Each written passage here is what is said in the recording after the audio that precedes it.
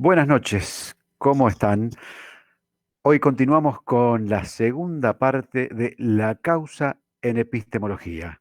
Una segunda parte también con diversos ejemplos, diversos abordajes, y para concluir con la clase del seminario 11, donde aparece Tige y Autómaton, aparecen los conceptos aristotelianos o aristotélicos que usa Lacan. Pero vamos a hacer un pequeño recorrido antes. Por eso comenzamos con un PowerPoint. Tenemos un videito también, vamos a ver si funciona. Primero vamos a ver dónde está el Power. Good. Ahí está. La causa en epistemología, parte 2.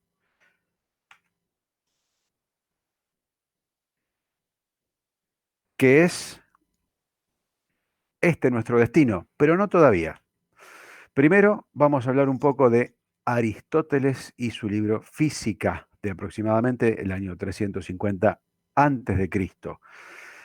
El libro Física es donde está contenida la teoría del azar de Aristóteles, la teoría del Tige y Autómaton, o como se lo traduce según en general, fortuna y espontaneidad. Ya veremos qué es todo eso, pero en principio eso está contenido aquí en el libro de la Física, extrañamente. Aristóteles le dedica el libro 2 de la Física a estos temas, desarrolla un poquito su idea de causa y se mete de lleno en el libro Física 2 a analizar qué es el azar, qué es la fortuna y qué es la espontaneidad. Aquí un par de párrafos de Física 2, pero antes de que comience con el análisis del azar, hace un par de observaciones Aristóteles acerca de la causa. Y estas nos interesan particularmente porque aquí hay algo, creo yo, una pequeña descripción, una pequeña elaboración de lo que sería el sujeto en el sistema aristotélico. Entonces, primero, dice Aristóteles, además, las causas se entienden en el sentido del accidente y sus géneros. Causa de la estatua es, en un sentido, Policleto, y en otro, el escultor, porque accidentalmente el escultor es Policleto. Y luego dice, es necesario, salteando un par de párrafos, es necesario entonces buscar siempre la causa más elevada en cada caso, como también en las demás cosas. El hombre construye porque es constructor, pero el constructor construye conforme al arte de construir, y esta última es ciertamente la causa primera. Con lo cual podemos señalar dos cuestiones aquí. Por un lado, que Policleto es un accidente en la elaboración de la estatua. Podría ser otro escultor. Y Policleto mismo estaría de acuerdo con eso. Policleto ya había muerto cuando Aristóteles escribe este libro. Policleto mismo podía estar de acuerdo con esta aseveración. ¿Por qué? Vamos a ver por qué, de acuerdo a su libro El Canon, un libro que escribió Policleto que se ha perdido, pero que hay un par de ideas, un par de posibles reconstrucciones que tratan de elaborar qué dijo Policleto allí. Entonces, eso por un lado, que no es el individuo la causa de la estatua, en sentido estricto, como dice aquí, o en un sentido, no es el individuo, sino cierto sujeto escultor que puede estar ocupado ese sujeto por Policleto, por otro individuo quizás escultor. Y por otro lado, en el segundo párrafo, algo que aparece también en la Ética Nicómaco, el constructor, en este ejemplo el constructor, podría ser el escultor, Aristóteles simplemente da otro ejemplo, el constructor construye conforme al arte de construir, no construye lo que se le ocurre de cualquier manera. Está inserto en un sistema artístico, porque le llama arte también Aristóteles a estas actividades, que determina cómo construirá ese hombre, ese individuo. No es en base a una ideación azarosa en el sentido de caótica o incomprensible en términos de estar por fuera de sistemas, sino que necesita el constructor del arte de construir y necesita estar inserto allí. ¿Cómo sería un discurso? un discurso para un sujeto cualquiera.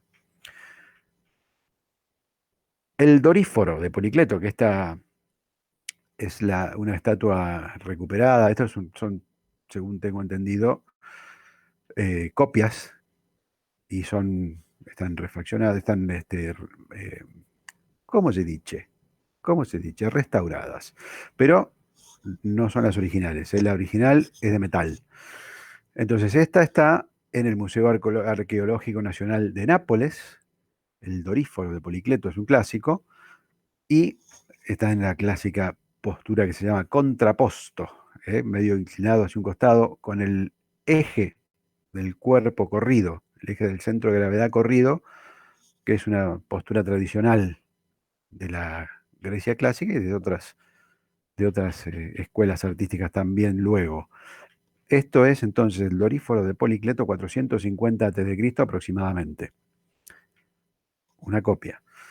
Entonces, el canon de Policleto es un libro que se ha perdido, pero aquí tenemos un intento de reconstrucción de Richard Tobin, que escribió un artículo muy interesante, donde en base a ciertas ideas de la Grecia antigua, que en la época de Policleto, Tobin propone qué hubiera hecho Policleto con el conocimiento matemático de la época. Y aquí dice, Policleto eligió una parte específica del cuerpo humano, la falange distal del dedo meñique, como módulo básico para su sistema. Y a partir de ahí, a partir de esa longitud, le aplica una serie de ideas de la geometría, la razón, la proporción, la simetría, le aplica esas ideas y construye todo el cuerpo humano a partir de esa partecita de la falange distal del dedo meñique, como muestra aquí en este artículo Richard Tobin, utilizando solo una cuerda, ni siquiera utilizando operaciones matemáticas, utilizando una cuerda con nudos, Policleto podía elaborar todo el cuerpo humano basado en una proporción que se fundaba en la geometría de su época, partiendo solamente de una parte mínima del cuerpo humano, que era la tercera falange del dedo meñique. Por otro lado, podría ser, no lo hace Policleto de acuerdo a Tobin, pero podría haber utilizado el número de oro, la proporción áurea, que nosotros conocemos, que está presente en varios seminarios de Lacan, la proporción áurea. Podría haber utilizado esa proporción para establecer la altura, por ejemplo, se utiliza a veces para indicar la altura del ombligo con respecto a toda la altura del cuerpo, la proporción áurea. Entonces, esto podría haber sido una de las maneras de trabajar de Policleto. Policleto no dice en ningún momento que él tiene un saber, que él tiene un talento, y que ese talento lo pone a trabajar y es propio, está encerrado dentro de su cabeza o en sus manos, y por lo tanto nadie más puede tenerlo y solo él puede ejercerlo. Muy por el contrario, Policleto establece un sistema siguiendo el cual cualquier escultor debería ser capaz de hacer el Doríforo. Este sería la construcción del Doríforo que Richard Tobin hace, siguiendo lo que él propone del sistema geométrico establecido por Policleto, para generar la figura humana completa a partir de la tercera falange del dedo meñique. Entonces, esto lo mencionamos muy interesante porque Policleto es utilizado por Aristóteles en varios ejemplos. Y quizás no sea nada casual que utilice a Policleto. Aristóteles debería conocer el canon de Policleto en ese momento, el libro de Policleto. Entonces quizás no sea nada casual que utilice a Policleto, un artista que creía en el poder del gran otro artístico, en este caso el discurso geométrico aplicado a la escultura. Y no creía en que, Policleto no creía en principio, teniendo en cuenta esto, que hubiera un talento interno, sino que hay algo a lo que se debe acceder y que cualquiera podría hacerlo ubicado en las coordenadas que Policleto propone. Cualquier escultor interesado, no cualquiera en sentido absoluto, cualquier escultor interesado. Entonces, el libro que vamos a seguir un poco para explorar el azar según Aristóteles es el de Gabriela Rossi, que no es Gabriela Rossi, porque es argentina, Gabriela Rossi. Es argentina, es una filósofa argentina que ahora creo que está en una universidad chilena, pero que gira por el mundo, porque es una muy talentosa filósofa argentina que está siempre invitada por distintas universidades. Este libro ya tiene varios años, es del 2011, y es una excelente introducción, pero excelentísima introducción, no solo al tema específico del azar según Aristóteles, sino a Aristóteles mismo en varios sentidos. Ella también es experta en Aristóteles, aunque se concentró en el tema del azar. Entonces, sigamos un poco lo que Gabriela Rossi propone en su libro para empezar a comprender las ideas de Aristóteles en Física 2. Primero, distintos tipos de causa. Hay cuatro tipos de causa según Aristóteles. La de Aristóteles es un modelo causal que es multiforme. Necesita de los cuatro tipos. No hay nada ningún evento que no tenga los cuatro tipos de causa. Por un lado está la causa, como se dice en el primer sentido, de aquello a partir de lo cual se genera algo, siendo ello inmanente a lo generado. En este sentido, por ejemplo, se dice que el bronce es causa de la estatua y la plata es causa de la copa. En el caso del doríforo, el bronce sería causa del doríforo. Una causa inmanente, a partir de lo cual se genera algo. La versión, la acepción 2 de causa, o el segundo tipo de causa, es la forma y el paradigma, es decir, el enunciado de la esencia y los géneros de la misma. Por ejemplo, de la octava es causa de la relación 2 a 1, o para decirlo de manera como más actual, la relación 2 a 1 es causa de la octava, en música. Y en general, el número, así como las partes que entran en la definición de octava. Entonces la forma es la causa formal también. 3. Además, causa se dice en el sentido de aquello de donde proviene el principio primero del cambio y del reposo. En este sentido, por ejemplo, el que ha deliberado es causa de la acción y el padre es causa del hijo. Y en general lo que produce es causa de lo producido. Y lo que puede producir cambio es causa de lo que puede ser cambiado. Esta tercera forma de la causa es la más popular en la ciencia moderna, que lo dice también aquí Gabriela Rossi, que es la causa eficiente, la famosa causa eficiente. Es la única que se toma en cuenta. Las demás no se suelen tomar en cuenta, a pesar de que Aristóteles ejemplifica por qué es necesario que haya estas cuatro, que no son separables. Entonces, el cuarto tipo de causa es la causa final. Además, causa se dice como el fin, es decir, aquello en vistas de lo cual, y ahí está por eso también utilizamos el recorte del libro, porque están las expresiones en griego. Aquello en vistas de lo cual, en este sentido, por ejemplo, la salud es causa del pasear, pues si se nos pregunta por qué pasea, decimos para estar sano. Entonces, es aquello en vistas de lo cual, la causa final, la finalidad de la acción. Si estamos paseando, la finalidad no es el paseo, sino la salud, si es el caso. Entonces, aquello en vistas de lo cual paseamos es la salud. Esa es la causa del pasear. Aquí una cita interesante de otro autor, de Natalie, que dice, que ejemplifica esta idea de la inseparabilidad de las cuatro causas. Los cuatro sentidos de la causa son, en efecto, los cuatro tipos de dependencia posible de E, el efecto, respecto de C, la causa. El sentido básico y general de causa remite, esto ya lo dice Rossi, el sentido básico y general de causa remite a una relación de dependencia entre dos cosas, la causa y lo causado, y que esa relación de dependencia puede darse de cuatro modos diferentes e irreductibles entre sí. Entonces, tengamos en cuenta este tipo es un tipo de relación entre dos cosas, pero es un tipo de relación que es tetraforme. Los ejemplos de aquello de donde proviene el principio del movimiento mencionados por Aristóteles son de entidades del tipo el arte de la construcción, el arte escultórico, el padre, el esperma, el sol e incluso el alma. Todas ellas son causas eficientes para Aristóteles. aunque parezca desconcertante si lo que se espera como ejemplo de causa eficiente es una bola de billar impactando sobre otra. Muy, muy interesante esta observación de Rossi, porque ya vimos en la parte anterior cómo David Hume utiliza las bolas de billar como ejemplo para analizar la causa o la causalidad. Y bueno, es precisamente el ejemplo que no usa Aristóteles. Aristóteles usa ejemplos, digamos, discursivos en general. Entonces, la posibilidad, sí, hola, sí,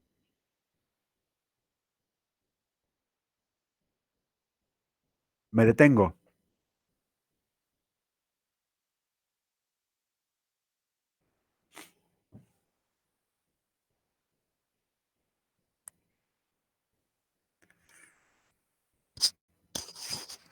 Tenés jugo allá arriba de la mesada si querés un poquito.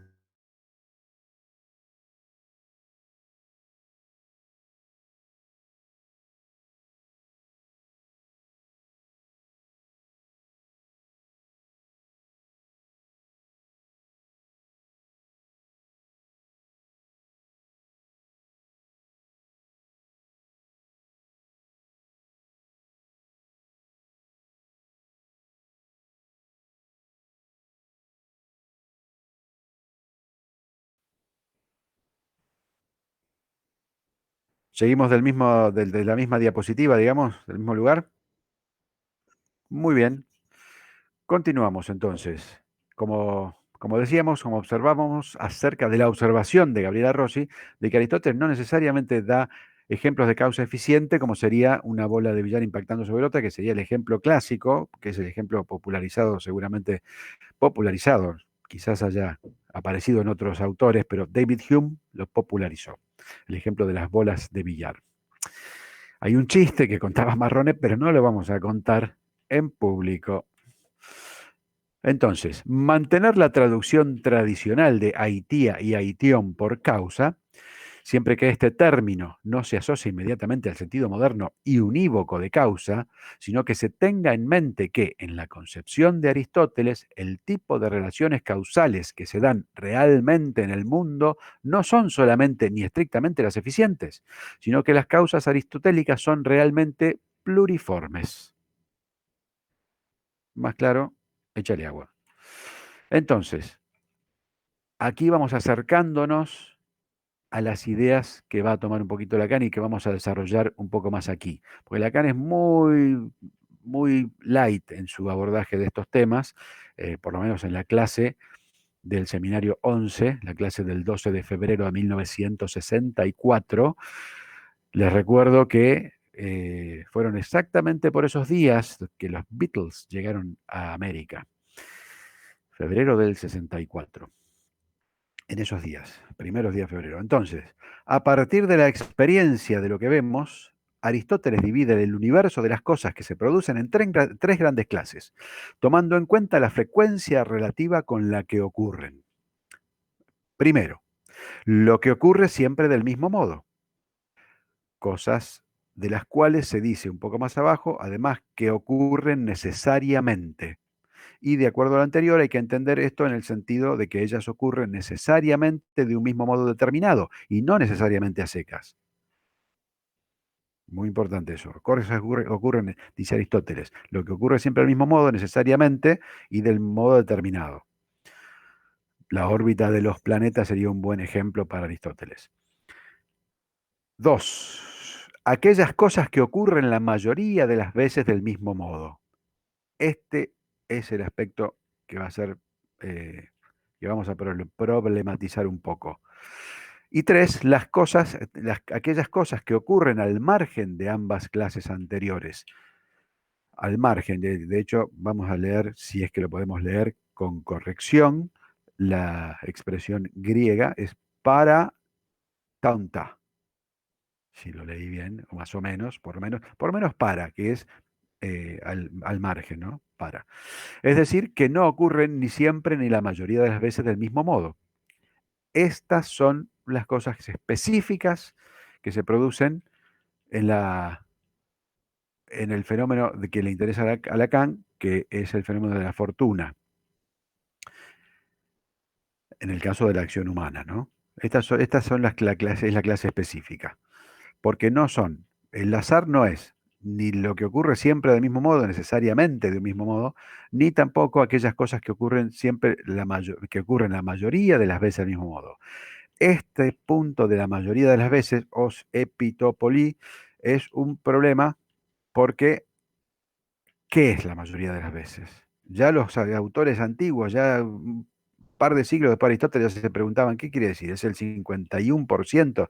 Sin utilizar seguramente esa expresión, pero se preguntaban cuánto era, cuántas veces era la mayoría de las veces. Una pregunta que no es menor, no es menor en absoluto, porque la misma pregunta le podemos hacer a Hume. ¿Cuántas veces hace falta tener una experiencia para percibir causalidad? Porque Hume lo ponía en esos términos. Y lo que decimos nosotros es que no hace falta un número de veces, hace falta tener una regla, tener una legalidad, estar inscrito en una cierta legalidad, y eso es lo que nos permite establecer causalidad. Establecer, no reproducir causalidad.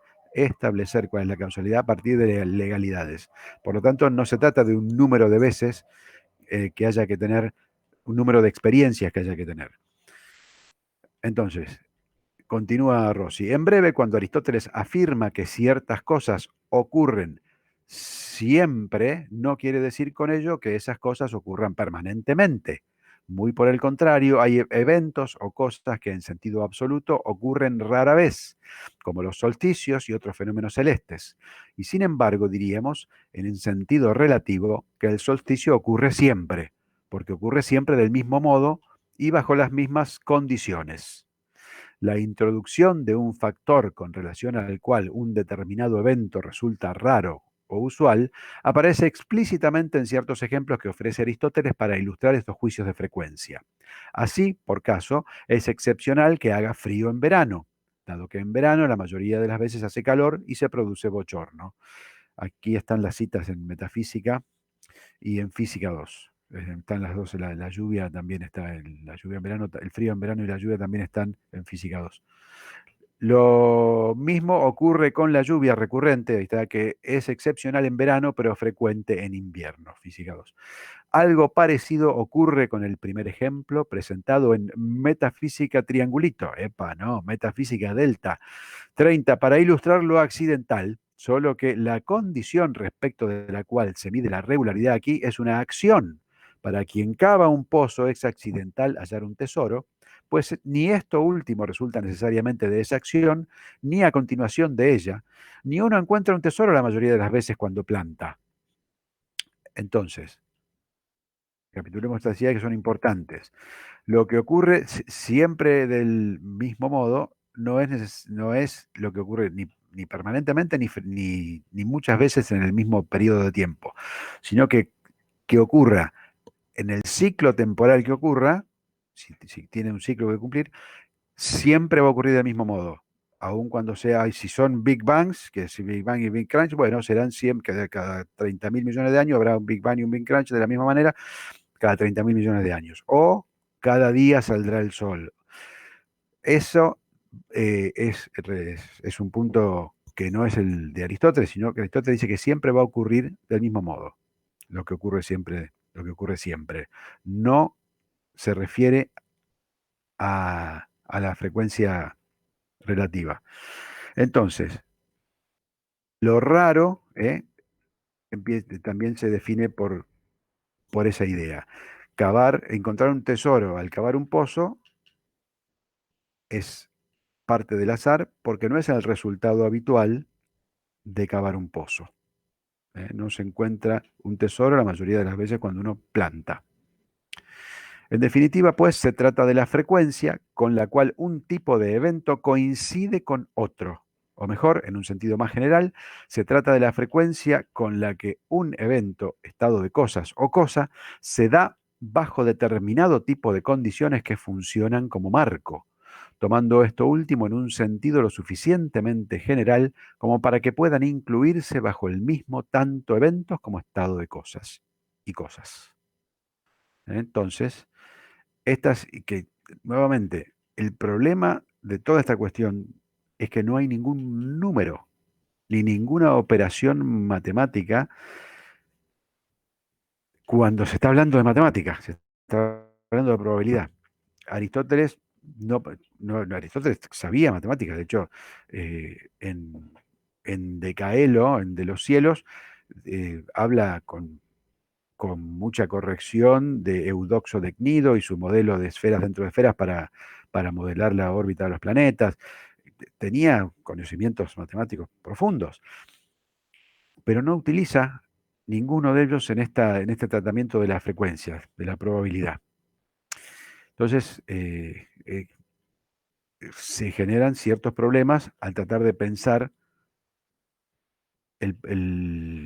por lo menos la intención de Aristóteles en esto.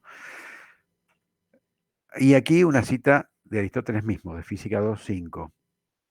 Entre las cosas que se generan, unas lo hacen con vistas a algo y otras no. Y entre las primeras, unas son a causa de la elección deliberada y otras no son a causa de ella. La elección deliberada, digámoslo, es la proairesis, que ese es un término que también encontramos en Lacan en algunos textos, en algunos seminarios. Proairesis es la elección deliberada de Aristóteles. Elección deliberada es eso, sentarse a pensar, bueno, ¿qué hago? Y evaluar.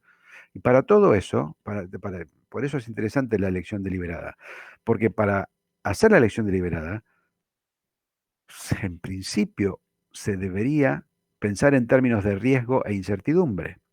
Son términos modernos, es cierto, pero Aristóteles habla en esos términos, aún no utilizando esa terminología, esos términos teóricos, habla en ese sentido de esas ideas, riesgo e incertidumbre, que ya veremos quizás en otro momento de qué se trata, pero básicamente son ideas de la probabilidad moderna que están en la idea de elección deliberada, porque ¿cómo hago yo para tener una elección deliberada si voy a cruzar un puente que está medio flojo, que podría caerse? Necesariamente debo recurrir a riesgo e incertidumbre, seguramente a riesgo más que incertidumbre. Entonces, seguimos. Y entre las primeras, una son a causa de elección deliberada, las que son con vistas a algo, ¿no? Es por elección deliberada, y otras no, que son las de la naturaleza. Pero también en la naturaleza es con vistas a algo. Ambas se cuentan entre los que es con vistas a algo, de modo que es claro que también entre las cosas que se producen al margen de lo necesario y de lo que ocurre la mayoría de las veces, hay algunas acerca de las cuales puede decirse que son con vistas a algo. Y son con vistas a algo aquellas cosas que podrían ser hechas tanto a partir de un propósito como las que podrían producirse por naturaleza. Por cierto, toda vez que tales cosas se producen por accidente, decimos que son por azar. Entonces, con vistas a algo es tanto la elección deliberada como el proceso natural de generación. En el sentido de la causa final, o la causa formal de la naturaleza, que de una semilla de olivo va a salir un olivo, dice Aristóteles. En ese sentido, la naturaleza también tiene una causa final y una causa formal. No deliberada, no hay una conciencia ahí, pero sí, para Aristóteles hay una causa formal y final porque no ocurre cualquier cosa, ocurre siempre lo mismo. Podría ocurrir cualquier cosa, y vamos a ver qué podría ser, pero la mayoría de las veces ocurre lo mismo, entonces podemos pensar que hay una causa final y una causa formal en la naturaleza. Entonces, como hemos visto más arriba, dividido el universo de las cosas que ocurren según un criterio de frecuencia, hay tres subgrupos: cosas que ocurren siempre, cosas que ocurren la mayoría de las veces y cosas que ocurren raramente del mismo modo. A su vez, este mismo universo puede dividirse en dos subgrupos teniendo en cuenta si las cosas se producen con vistas a un fin o no. Entonces, con respecto a la frecuencia, las que siempre, la mayoría de las veces o raramente, y todo eso con vistas a un fin o no. Con vistas a un fin es lo necesario para que se produzca el azar en la acción humana. Tiene que haber algo que sea una intención, un propósito, pero que no va a ser, no va a estar vinculado al hecho azaroso, al hecho de fortuna. Ya vamos a ver el ejemplo clásico del ágora. En otras palabras, se trata ya de un intento de definir el azar y lo que ocurre por azar, y no de derivar su existencia a partir de premisas, como algunos autores, sin embargo, suponen. Lo que ocurre por azar es, en principio, el tipo de cosas o eventos en que se da la intersección entre estas dos características obtenidas por medio de sendas divisiones. Se trata de cosas excepcionales y que ocurren con vistas a algo. Esos son los eventos azarosos. Cosas excepcionales, sería el tipo 3, no ocurren ni siempre ni la mayoría de las veces, son excepcionales, pero ocurren con vistas a algo, pero no con vistas a ese hecho, sino a otro. Esa es la cuestión interesantísima. Lo que ocurre con vistas a algo en sentido fuerte ocurre la mayoría de las veces del mismo modo, lo que en este caso significa de modo relevante. Ocurre la mayoría de las veces por el mismo tipo de causa. Eso sería lo esperable. Entonces, aquí viene el ejemplo de Aristóteles directamente tomado de Física 2. Por ejemplo, alguien habría podido ir al ágora para cobrar su dinero, si hubiese sabido el momento en que su deudor obtendría un pago. Sin embargo, no fue al ágora con ese propósito, sino que se dio el caso de que fuera al ágora y de que obtuviera su dinero, y esto ha ocurrido no porque fuera con mucha frecuencia al ágora, ni por necesidad, ni porque fuera necesario, quiere decir ahí, sino que el fin, el cobro del dinero, no estaba entre sus causas, sino entre lo que es objeto de elección y se da por un propósito. Y en tal caso se dice que fue al ágora por azar. Se dice que cobró por azar, sería mejor. Entonces, va al ágora por otro motivo, encuentra a su deudor ahí y por lo tanto cobra su deuda. Idealmente cobra su deuda. Encuentra a su deudor, sí. Pero no iba a cobrar, iba por otra cosa. Iba quizás a comprar pan. Entonces, este es un ejemplo donde el hecho excepcional es el cobro del dinero con un propósito, con algo en vistas a lo cual no es el cobro del dinero. En vistas a lo cual es ir a comprar pan. Y toda la semana va a comprar pan, todos los domingos o algo así. Pero no va todas las semanas a cobrarle a ese deudor. Va todas las semanas a comprar pan y ocurre que ese día está el deudor allí y entonces puede cobrar el dinero. Nuevamente, párrafos tomados de Física 2. El azar se distingue de la espontaneidad, que sería el azar en la naturaleza, porque ésta posee mayor extensión. En efecto, todo lo que es producto del azar es por espontaneidad, pero no todo lo que es producto de la espontaneidad es por azar. Acá Aristóteles nos está previniendo de no caer en el error de la conversión, como se le llama, de no suponer que si todo A es B, entonces todo B es A.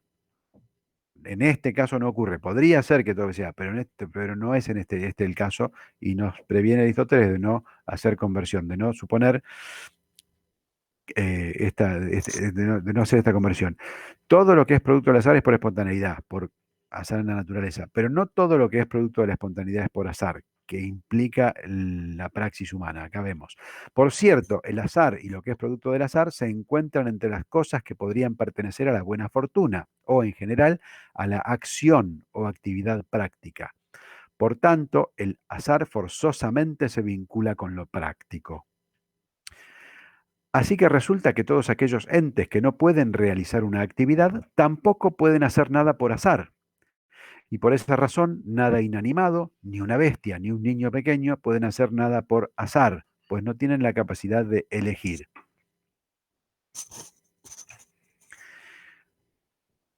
Entonces, obviamente no estamos de acuerdo con los niños pequeños, sobre todo conociendo niños pequeños. Más, probablemente sean los únicos que tienen la capacidad de elegir propiamente, de manera sensata. Entonces, aquí vienen unos puntos muy interesantes, muy, muy interesantes, porque aquí es donde aparece el azar en la naturaleza, la espontaneidad que le llama Aristóteles. El azar en la naturaleza, importantísimo para la teoría de la evolución en Darwin. Entonces, así pues, allí donde todas las cosas ocurren como si se hubiesen generado en vistas a un fin, entonces esas cosas se conservan por estar espontáneamente bien constituidas.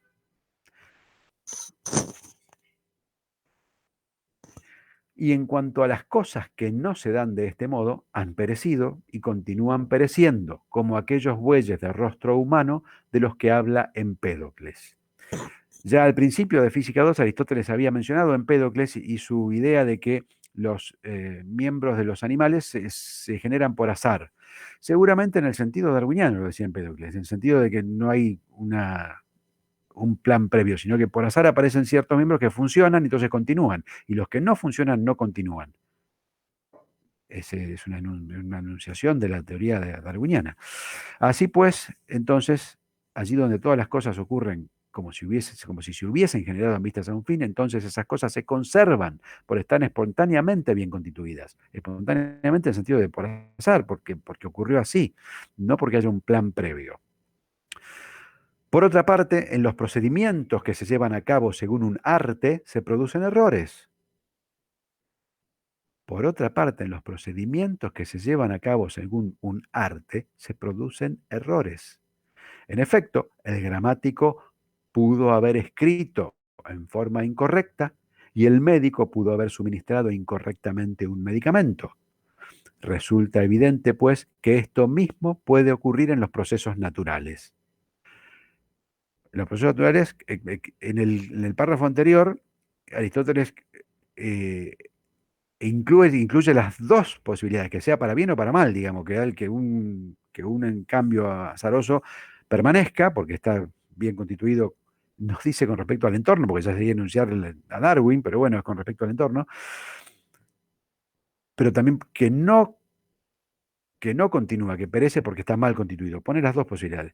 En el caso del médico y el gramático, también debería incluir las dos posibilidades, porque puede ser que el médico administre incorrectamente un medicamento y cure al paciente sin quererlo.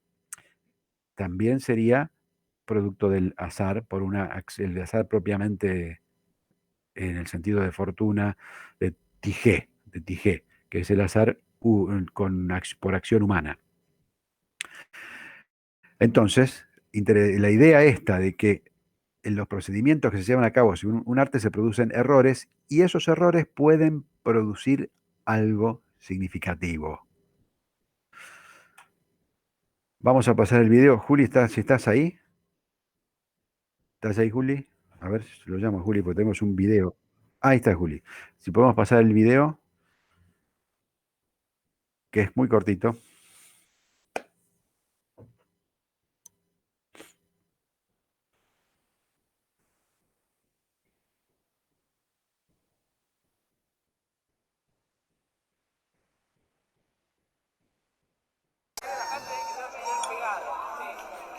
¿De qué signo sos, Tala? De Sagitario. ¿Por qué no te puedo? Mi ex era de Sagitario, en realidad no se murió. Tengo dos muy amigas, Gachi y Pachi, las dos de Sagitario, Tana, no lo puedo creer, no lo puedo creer. No lo puedo creer. No te lo puedo creer. Qué increíble. ¿Sos vos, tu ex y tus dos amigas Gachi y Pachi son todos de Sagitario? Claro. Sí. Es increíble. Pero se puede creer. ¿Escuchaste, amor, lo que está contando? Ella, Gachi y Pachi, y Laura y todos, el exnovio, Lorena, todos de Sagitario. Es impresionante, porque es mucha coincidencia. Parece una boludez, pero es una coincidencia total. Y acá seguro que también debe haber gente... ¡Ey! Che. Disculpen, chicos. Bajen la música, bajen la música. ¿Hay alguno de Sagitario acá? Pará un poco, amor, no pasa nada. Estoy preguntando, no pasa nada. ¿Cuál es el problema? ¿Vos sos de Sagitario? Ya, increíble, ya está pasando. ¿Vos también? Esa mano es bien arriba, entonces. ¿Sos Sagitario? ¿Alguno más de Sagitario? ¿No? ¿Solamente dos? Bueno, es un montón igual. Mira, dos más acá de Sagitario también que hay. O sea que ya son Gachi, Pachi, ella, el novio, el exnovio, yo. Y estos dos pelotudos, todos de Sagitario. Aló, volvemos a... ¿Sí, Juli? ¿Volvimos a la pantalla?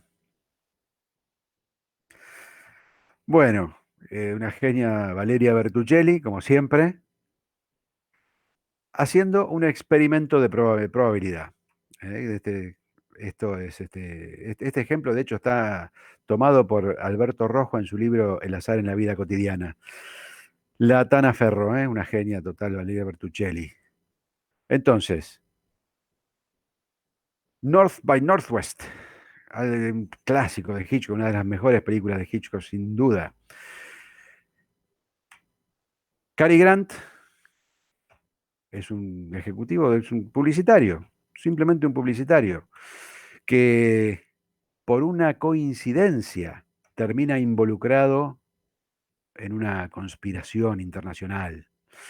Aquí está en el momento previo a la coincidencia. Está reunido con algunos otros ejecutivos en un bar. Aquí pueden ver al que está en el centro. Este es una de los ejemplos más lindos de que no hay personajes secundarios en Hitchcock. No hay personajes secundarios en Hitchcock. Este señor no dice una palabra nunca, pero está presente y contribuye a la complejidad de la escena porque es sordo. El personaje es sordo y está constantemente poniéndose la mano sobre su oreja para generar un poquito mejor, de mejor acústica para escuchar lo que se dice. Podría no haber estado ese detalle. No hay personajes secundarios en Hitchcock. Y aquí, Cary Grant está a punto de ser confundido de una manera especialísima, está a punto de ser confundido con un agente secreto internacional.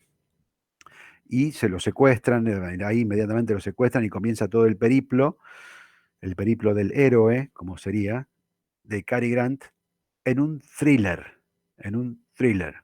que este es el género que Aristóteles, ahora vamos a ver, que Aristóteles creó. Aristóteles. Y ahora vamos a ver que está todo en Aristóteles. Los 39 escalones, mi película favorita, como la de Ricky Jay también, nuevamente un thriller, empieza igual, en los primeros minutos eh, ocurre una situación de un disparo en medio de un show de variedades y un individuo cualquiera, un canadiense, está por ahí y lleva a una muchacha a su casa para descansar porque acaban de pasar por una situación estresante y a partir de ahí se inicia todo otro periplo del héroe donde también es involucrado en una situación de espionaje internacional. Y fascinante toda la película, los 39 escalones, y los ejemplos de McGuffin y todo el Hitchcock clásico está aquí también. Nuevamente, todo comienza por una situación excepcional.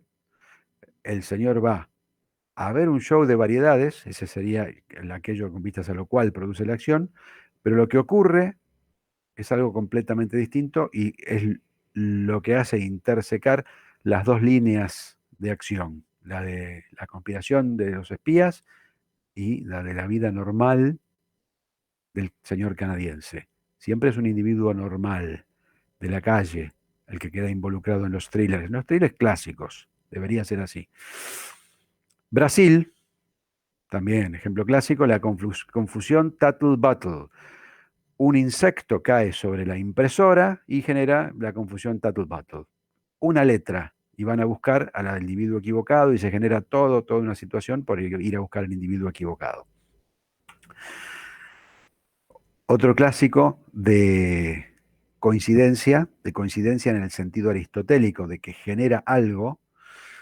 En este caso, la izquierda es Psicosis también de Hitchcock. En esta no genera nada en particular, sino que simplemente es una curiosidad. Y es que Janet Leigh ve a su jefe de la inmobiliaria cruzar la calle cuando ella le dijo que iba a su casa. Y el jefe la mira y la ve. Y aquí, a la derecha, está Ving Rhames, que es Marcellus Wallace en Pulp Fiction, que está viendo a Bruce Willis, que acaba de estafarlo en una pelea de box. Y acá está Janet Leigh, que ve a su jefe, y Bruce Willis ve a Marcellus Wallace. En el caso de Pulp Fiction, la coincidencia es fundamental, porque desencadena el final de la película. Que recordemos que el final no es temporal, ¿no? Siempre me pregunto qué hubiera pasado o qué pasó cuando a Tarantino le tomaron esos test, el Wechsler, el BIST, no sé ni cómo se llaman los test de inteligencia infantiles, donde les piden que ordenen temporalmente una secuencia de acciones. Tarantino no hubiera pasado ese test. Entonces, Aristóteles en la Poética, escrita un poquito después, teóricamente, supuestamente, aproximadamente un poco después de la física. Recuerden que los años van hacia atrás. Alguien debería haber hecho algún cambio en eso. Es muy confuso que vayan hacia atrás y que sean años negativos antes de Cristo. Deberían ir todos derecho y ya. Pero bueno, a alguien se le ocurrió que era una buena idea. Che, ¿por qué no hacemos que los años antes de Cristo sean negativos, vayan hacia atrás?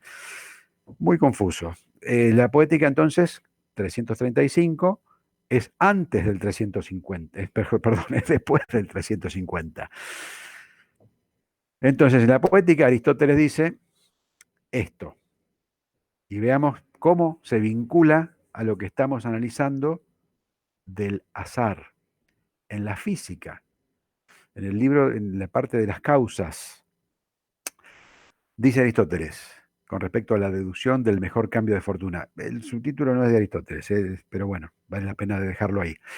Queda entonces la persona intermedia entre estas, dice, ¿a quién le va, a quién le puede tocar y cómo un cambio de fortuna en una tragedia, en una obra de teatro? Aristóteles llama tragedia, bueno, una obra de teatro.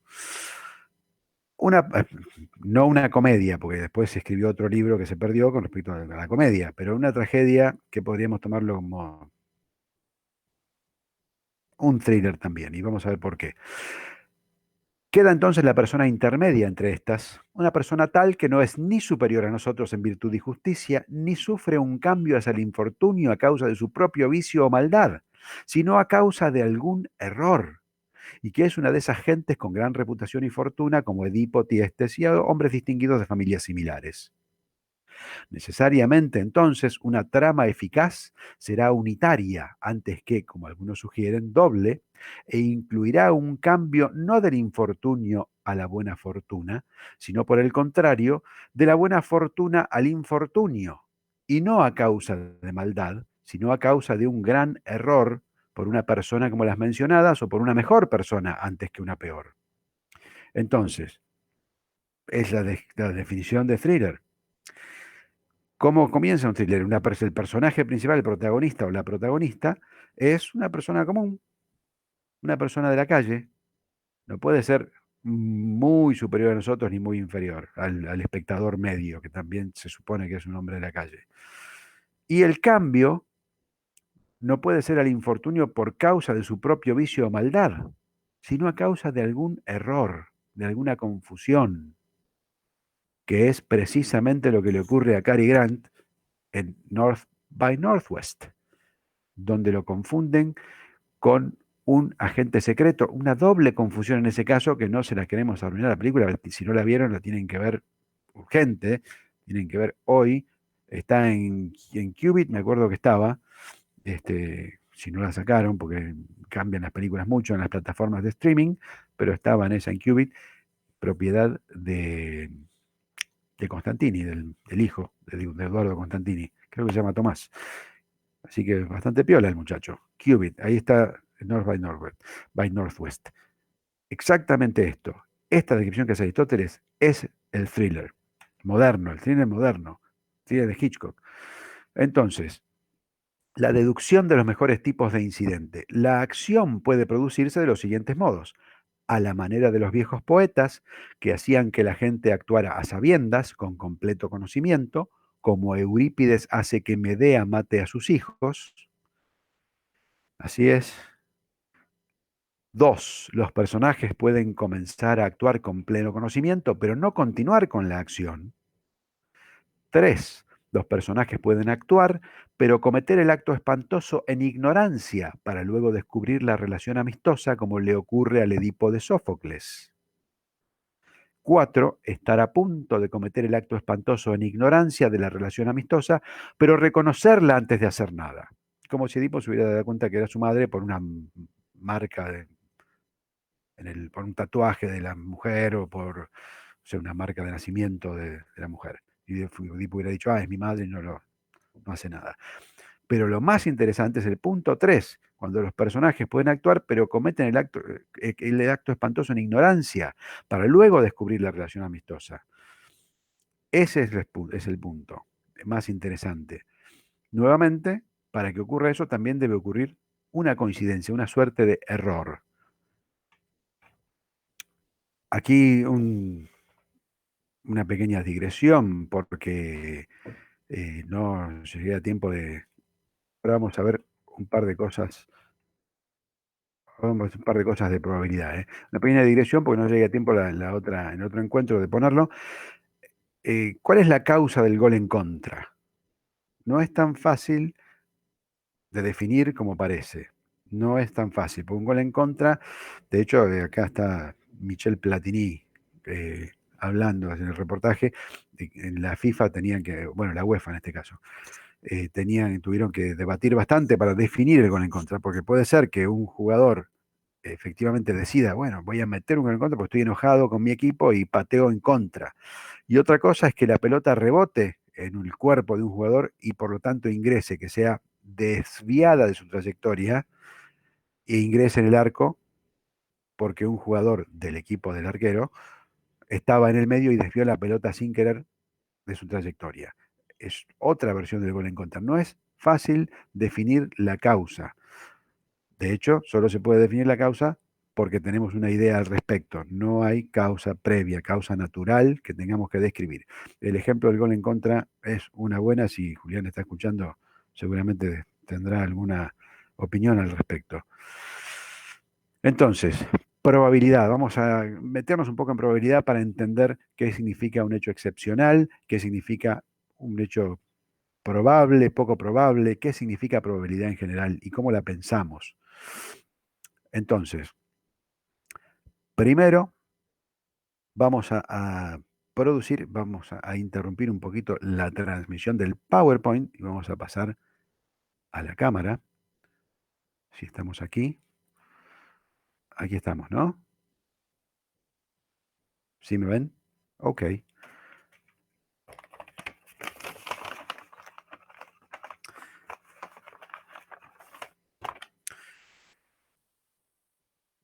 Una ficha de póker blanca. En esta bolsa hay otra ficha de póker. Puede ser blanca o puede ser negra. Cualquiera. Puede ser blanca o puede ser negra. Tiramos una ficha de póker blanca que se una a la que ya está dentro de la bolsa y que puede ser blanca o negra, no lo sabemos. Introducimos una ficha blanca a que le haga compañía a la que ya está dentro de la bolsa.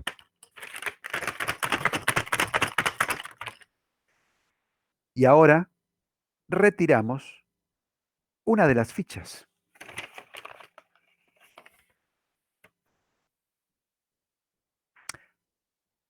Esta ficha es blanca.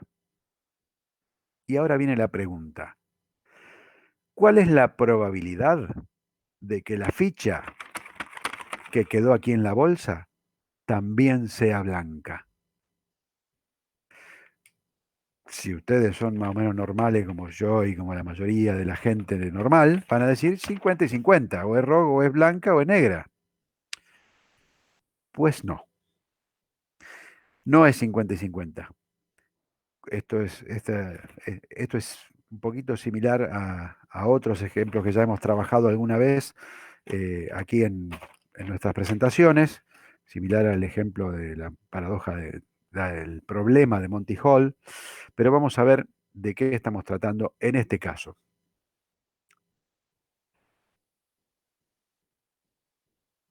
Entonces, la prueba de que no es 50 y 50, este es un problema que se llama problema 5, que figura en el libro de Pillow Problems, los problemas de almohada de Lewis Carroll. Este es el problema 5 de los problemas de almohada.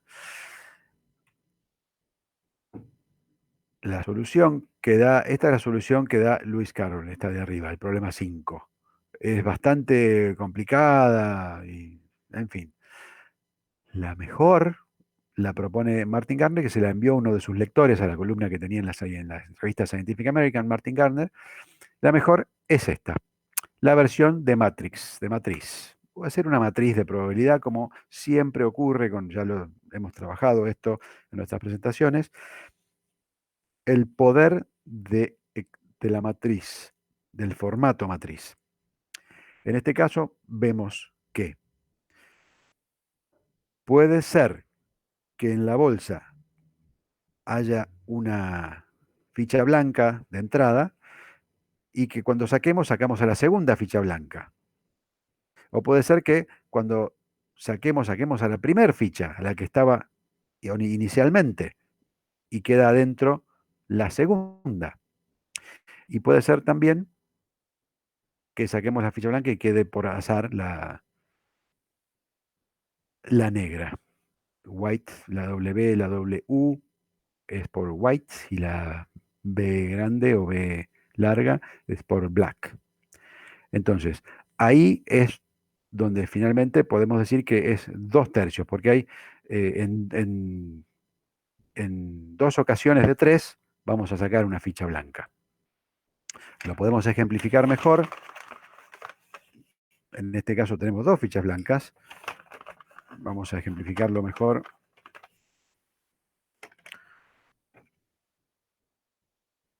Utilizando una herramienta didáctica que son 2 papelitos para marcar una de las fichas blancas. Vamos a pegar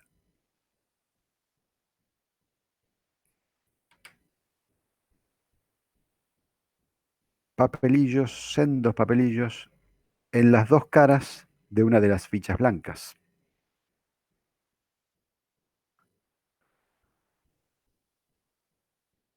Sabemos que si sacamos, vamos a suponer que esta es la ficha que está dentro de la bolsa. La que está marcada es la que está dentro de la bolsa. La que está sin marcar es la que está afuera, es la que introducimos.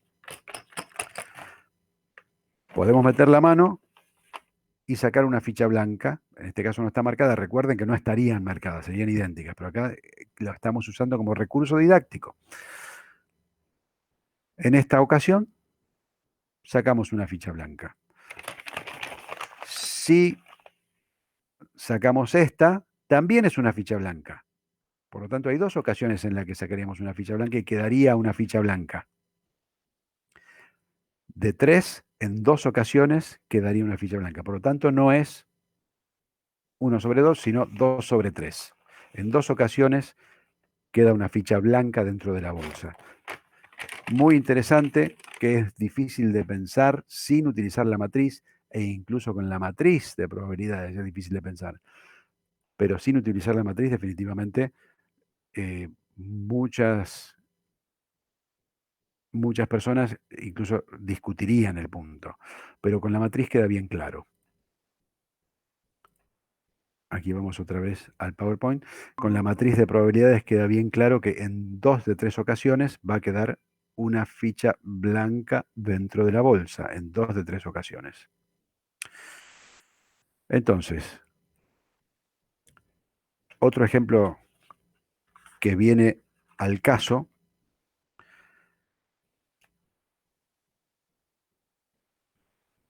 porque vamos a utilizar este ejemplo para aplicarlo directamente al ejemplo de Aristóteles, al ejemplo del ágora.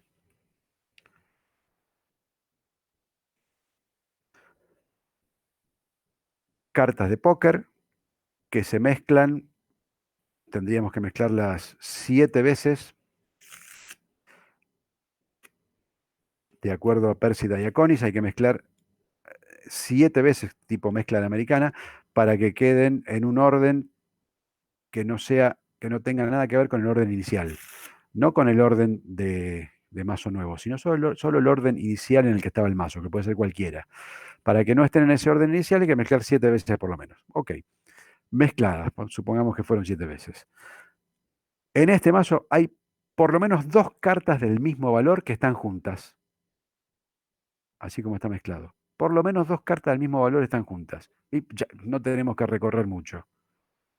En este caso son del mismo valor, del mismo color, pero no tendrían, no hace falta. Podemos enunciar 2 cartas del mismo valor. 2, 2 hay acá. Seguramente hay más, pero por lo menos ya tenemos esas. Y vamos a ver si hay más. 2 cartas del mismo valor juntas. Acá tenemos, por ejemplo, 2 Jotas, 2 Jacks. Aún con todas esas mezclas. aún con 7 mezclas seguidas o con 50 mezclas seguidas, va a ocurrir muy probablemente que haya dos cartas del mismo valor juntas. No se especifica qué valor, y se especifica el palo. Se especifica solo que serían dos cartas del mismo valor. Ahora bien, ¿qué pasaría si dijéramos que después de todas las mezclas va a haber,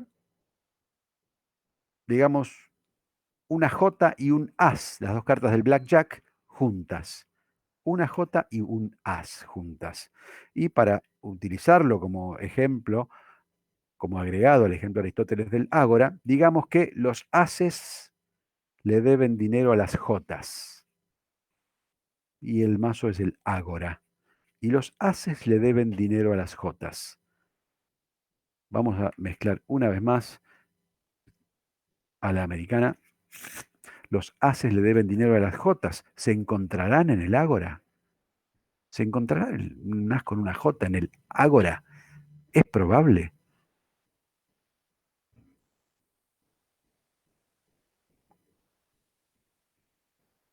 ¿Cuán cerca estarán?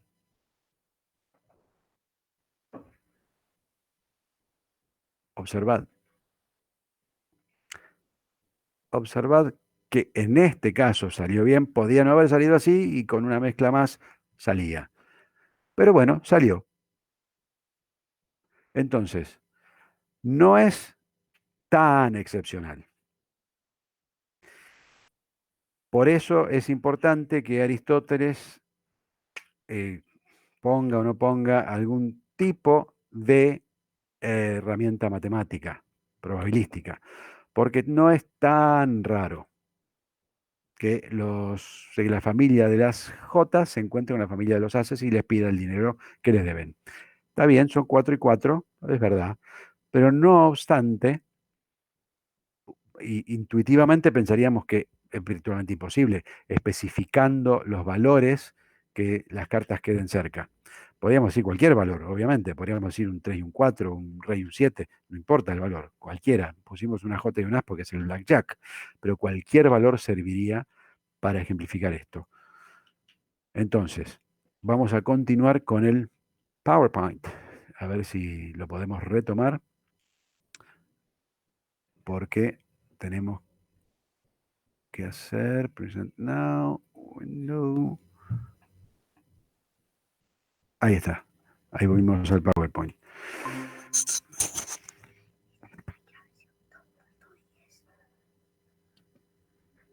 Dame media hora. A ver, ¿cómo podemos continuar aquí? Ahí está. Entonces, para ir ya concluyendo de a poquito, sí, vamos concluyendo de a poquito, solo menciono esta clase de Ricardo Rodríguez Ponte sobre Tige y Automaton. No la voy a mencionar en absoluto porque se las paso después el PDF, porque la confusión freudiana de Rodríguez Ponte en esta clase es notable, es notable. Es realmente, no sería justo usar esto para criticarlo, porque tiene otras cosas muy piolas y en fin. Pero vale la pena que la lean. Pasaremos el PDF para que vean por dónde se va hacia el freudismo Rodríguez Ponte en este análisis de Tige y Automaton. Entonces, el 5 de febrero de 1964, Lacan da una de sus clases del seminario 11 y yo quisiera confirmar.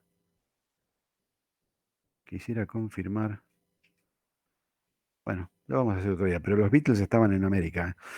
Entonces, el 5 de febrero, Lacan da una de sus clases del seminario 11 y de esa clase extraemos este parrafito interesantísimo que dice, allí donde eso estaba, el ich, el sujeto, no la psicología, el sujeto ha de advenir.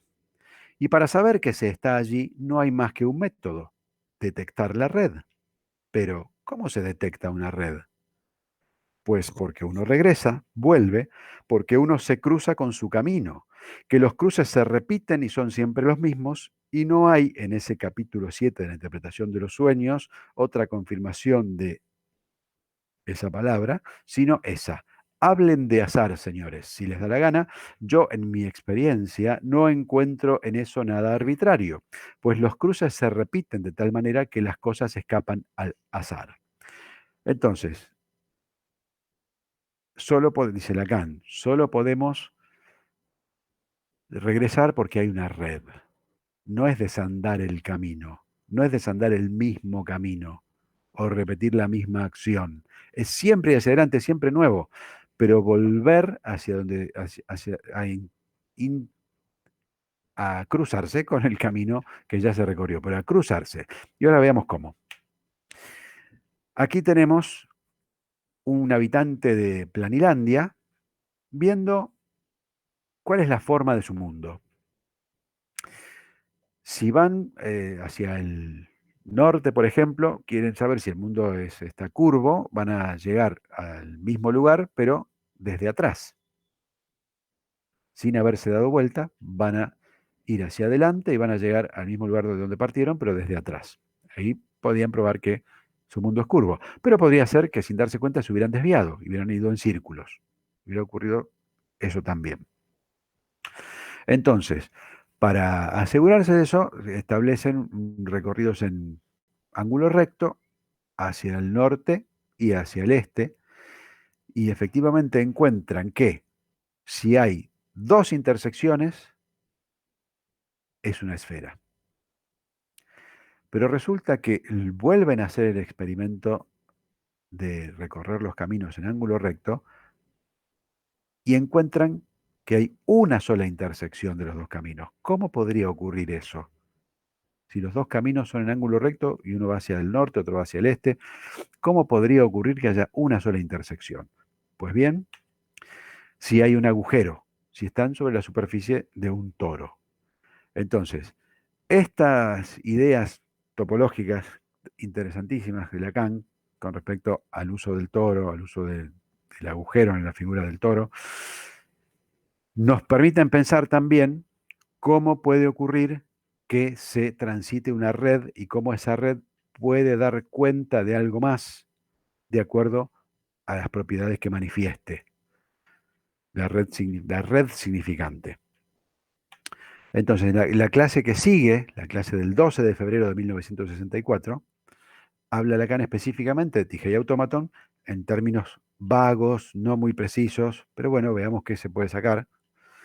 Pero primero, ahí al comienzo de esa clase está esta frase matadora que dice que no es la literal, no está, es bastante aproximada a la que hay en Staferla, pero no está así en Staferla, pero es bastante aproximada, que dice, el análisis, más que ninguna otra praxis, está orientado hacia lo que, en la experiencia, es el hueso de lo real.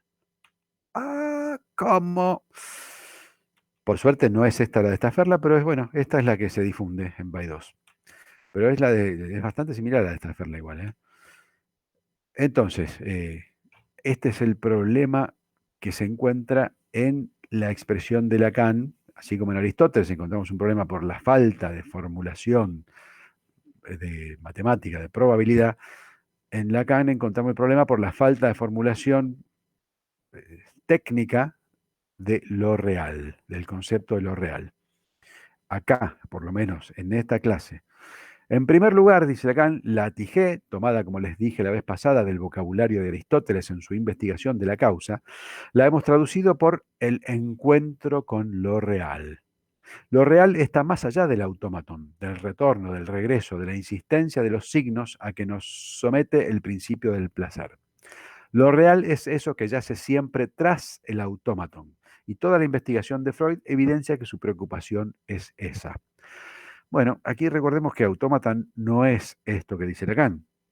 El autómaton es la naturaleza y ahí también puede ocurrir el azar. La única diferencia es que ahí no hay nadie, no hay proairesis, no hay ningún individuo que esté tomando una elección deliberada. Pero también ocurre el azar en la naturaleza. El autómaton no es una maquinita como implicaría el término. Entonces, encuentro con lo real. ¿Qué es eso? No define Lacan qué es lo real acá. Lamentablemente, que es el modo en que lo interpreta Rodríguez Ponte y otros también, terminan diciendo las interpretaciones de los psicoanalistas que es el encontrarse con un hecho en la realidad circundante que, que es como una pared, que nos damos contra la pared. Ese sería el encuentro con lo real. Pero no se trata de eso. En Aristóteles, y creo yo tampoco en Lacan, no creo que esté hablando de lo real en el sentido de la realidad circundante, sino con cierto aspecto matematizable de la probabilidad. Aquí pasamos un poco al trauma, que también lo menciona Lacan aquí, vamos a concluir con observaciones clínicas. Todo esto tiene, como siempre, consecuencias clínicas. Toda la teoría tiene consecuencias clínicas y no hay nada en la clínica que no provenga de la teoría o de alguna teoría, como bien lo menciona siempre Alfredo también. No hay nada en la clínica que no provenga de alguna teoría y todo lo que tengamos como teoría bien elaborada, bien masticada, bien procesada, va a aparecer en la práctica. Así como nos mostraba el otro día en su presentación de investigación Pablo Greco con el bandoneón y la música, se puede improvisar solo a partir de que se ha incorporado la teoría, de que la teoría está funcionando. A partir de ahí se improvisa, no se ponen los dedos en cualquier lado. Y los dedos van a ir al lugar correcto si la teoría está bien diseñada y bien procesada. Entonces dice aquí Lacan, ¿no les parece notable que en el origen de la experiencia analítica lo real se haya presentado bajo la forma de lo que tiene de inasimilable, bajo la forma del trauma que determina todo lo que sigue y le impone un origen al parecer accidental? Bueno, aquí parece haber un abordaje con respecto al grupo 3 de las cosas de las frecuencias que dice Aristóteles. El grupo uno era lo que ocurre siempre y del mismo modo, el grupo 2 lo que ocurre la mayoría de las veces, y el grupo 3 lo que ocurre de modo excepcional, que nunca ocurre, por ejemplo, ir al ágora no produce siempre encontrarse con alguien que te debe dinero. Entonces, aquí aparecería alguna idea de trauma en Lacan utilizando esa idea. Dice, en efecto, el trauma es concebido como algo que ha de ser taponado por la homeostasis subjetivante que orienta todo el funcionamiento definido por el principio del placer. Nuestra experiencia nos plantea entonces un problema, y es que en el seno mismo de los procesos primarios se conserva la insistencia del trauma en no dejarse olvidar por nosotros. El trauma reaparece en ellos, en efecto, y muchas veces a cara descubierta. Y bueno, acá hablar del sueño. Entonces, no sería el trauma que podríamos nosotros en Apola, por lo menos yo en Apola, hablaré a título personal, como se dice, no hablaría así del trauma. Tomando los mismos elementos que usa Lacan, tomando los mismos elementos. ¿Por qué? Porque la causa accidental, el hecho fortuito, el encontrar al deudor en el ágora, solo puede ser identificable ese hecho azaroso, ese hecho de fortuna, porque hay un discurso que lo sostiene. Si no, no es identificable. Cuando ese personaje de la antigua Grecia va al ágora, los otros domingos habrán ocurrido un montón de otros hechos que podrían haber sido interpretados como coincidencia. Puede ser que alguien haya dicho el nombre de la madre del Señor en el mismo momento en que él pensaba en su madre. Podría haber ocurrido. Puede haber ocurrido otra infinidad de cosas que podrían haberse interpretado como hecho fortuito, pero no se interpretaron así porque no hubo el discurso que lo sostenga. Y esto es lo que nos interesa, que el hecho fortuito, el hecho azaroso en Aristóteles, y esto lo dice Gabriela Rossi también en su libro, lo dice ella también en su libro, ella es un análisis exquisito de un montón de estas cosas. También vincula, así como nosotros, así como vinculé recién Tijei Automaton con la poética y con el thriller, que es absolutamente así lo que dice Aristóteles, ella vincula el Tijera de Automatón con la ética Nicómaco y con la ética, de una manera también muy elegante, fascinante. Entonces, eso es lo que nos interesa, que no hay un hecho accidental absoluto, solo hay un hecho accidental si hay un discurso que lo identifica y lo recorta. Y ahí vamos a este ejemplo que, que es de mi acervo clínico. El hecho traumático, entre comillas, es significante, depende del sistema en el que esté inserto. Por ejemplo, veteranos de guerra, yo he tenido la oportunidad, la suerte también de poder hacer análisis con veteranos de guerra, de distintas guerras, de la Segunda Guerra Mundial, de Vietnam y de Malvinas. Y la hipótesis es que la salida de esos eventos será hipótesis, ¿eh? La hipótesis a partir de lo que dijimos, que la teoría del significante determina que no hay hecho traumático en sí, porque no hay hecho en sí. Entonces nuestra hipótesis a partir de esa teoría significante es que la salida de esos eventos será diferente en cada caso, a pesar de que todas son situaciones bélicas. Por ejemplo, en el caso de la Segunda Guerra Mundial, en un trabajo que hice para un documental de Gregory Nava, un documental acerca de la inmigración y la migración en los Estados Unidos, entrevisté a veteranos de la Segunda Guerra por la migración interna, que se habían mudado de la costa este de los Estados Unidos a la costa oeste. Eran varios, obviamente, era un fenómeno, una ola de migraciones de gente, de veteranos de la Segunda Guerra Mundial que se había mudado de la costa este a la costa oeste. Y ahí también entrevisté a veteranos negros de la Segunda Guerra Mundial. Los veteranos blancos eran otro mundo. Todos estaban en familias bien constituidas, con recuerdos de la guerra. Entrevisté a un piloto de avión que había volado 80 misiones en Europa, mientras su esposa estaba trabajando como enfermera en los Estados Unidos. Él estaba en Europa volando 80 misiones sin haber sido derribado nunca. Podía haber tenido un montón de experiencias traumáticas en el sentido ese que se dice habitualmente, en el sentido común. Pero no era eso de lo que hablaba de recuerdos de la guerra y estaba con su familia bien constituida, tranquilos, retirados en su casa, sin ninguna otra preocupación. En cambio, uno de los Buffalo Soldiers, el regimiento negro del ejército de los Estados Unidos, los Buffalo Soldiers, no le había pasado nada bien en la guerra, aun cuando había querido ir y había querido combatir. El lugar que le reservaban era un lugar de tareas meniales, no dejaban que fueran al frente, a la primera línea. Los blancos se reservaban el privilegio de ir a la primera línea, a la línea de fuego. Los soldados negros habitualmente eran dejados para las tareas meniales y tareas de retaguardia. Excepción son los navajos, que están así, los vemos, los navajos, soldados navajos del pueblo originario de los navajos de los Estados Unidos, porque se utilizó el idioma navajo como código en la Segunda Guerra. Entonces tenía que haber un soldado navajo en el punto A para llevar un mensaje al punto B, donde tendría que haber otro soldado navajo que decodificara el mensaje. En ese caso es una excepción, los soldados navajos, soldados de un pueblo sometido, de un pueblo obliterado también. Y por otra parte, en la Segunda Guerra Mundial hubo una gran cantidad de voluntarios, porque el discurso general en la Segunda Guerra Mundial era un discurso aceptado por todos como válido en contra del mal, los nazis, en fin. Vietnam ya no fue tan así en absoluto. Una canción que se utiliza en las películas sobre Vietnam, que se estrenaron, por supuesto, después de que terminó la guerra de Vietnam. Durante los 10 años que duró el conflicto, no se estrenó ni Apocalypse Now, ni Full Metal Jacket, ninguna de esas, ni Regreso sin Gloria, ninguna. Todas fueron después de que terminó el conflicto.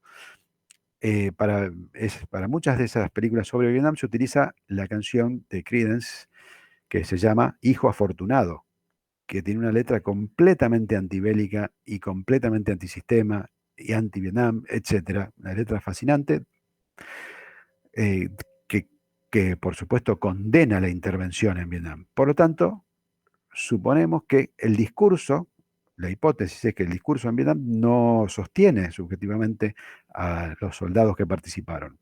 Y en Malvinas ocurre algo similar. Y se puede medir con las tasas de suicidio. El veterano de Malvinas tiene una tasa de suicidio bastante alta y es difícil saber exactamente cuál es. Yo la he podido sacar de acuerdo a lo que me han contado directamente los veteranos. Tener una idea de lo que es la tasa de suicidios en veteranos de Malvinas. Entonces, nuevamente, estos hechos no son traumáticos en sí mismos. Pueden no ser traumáticos, pueden ser simplemente recuerdos de guerra, pero en otros casos sí pueden ser traumáticos.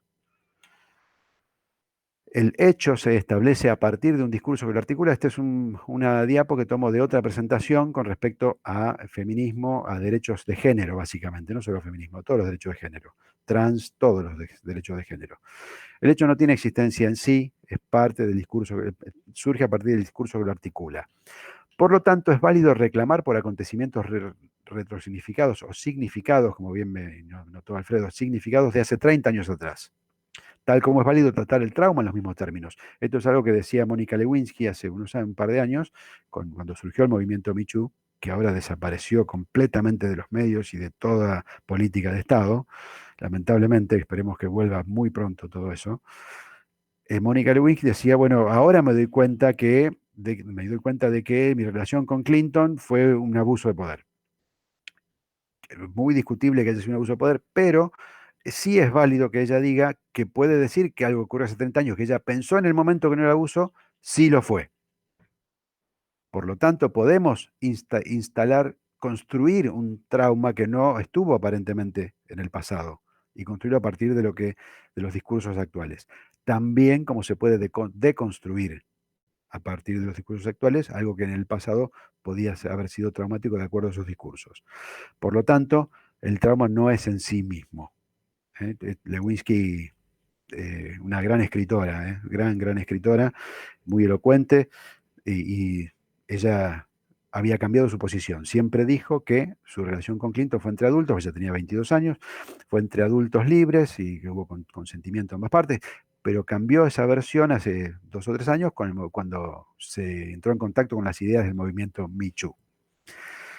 Y eso completa, este es un pequeño diagrama, un esquema temporal que yo tomo de Edmund Husserl y lo apliqué al poeta y los sueños diurnos de Freud para ver cómo el tiempo es una red, que es que no hay un hecho nunca que está en sí mismo, sino que cada momento, cada nodo de esa red cambia el sentido de hechos pasados, entre comillas, porque siempre se están significando nuevamente. Entonces no son pasados, y los futuros tampoco son futuros que no ocurren, porque siempre están o bien significando el actual en el sentido del proyecto, o bien siendo significados por el actual. Entonces un pequeño diagrama temporal para ejemplificar lo que dije recién, de que no hay hecho en sí.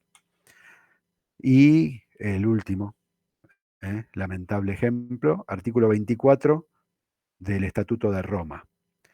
Nadie será penalmente responsable de conformidad con el presente estatuto por una conducta anterior a su entrada en vigor. Artículo que debería desaparecer del Estatuto de Roma, artículo que han utilizado aquí en Argentina hace un año o dos para justificar excarcelaciones de genocidas, sobre todo con el punto 2 del artículo. Entonces, eso ha sido todo por hoy. Vamos a detener para saludar.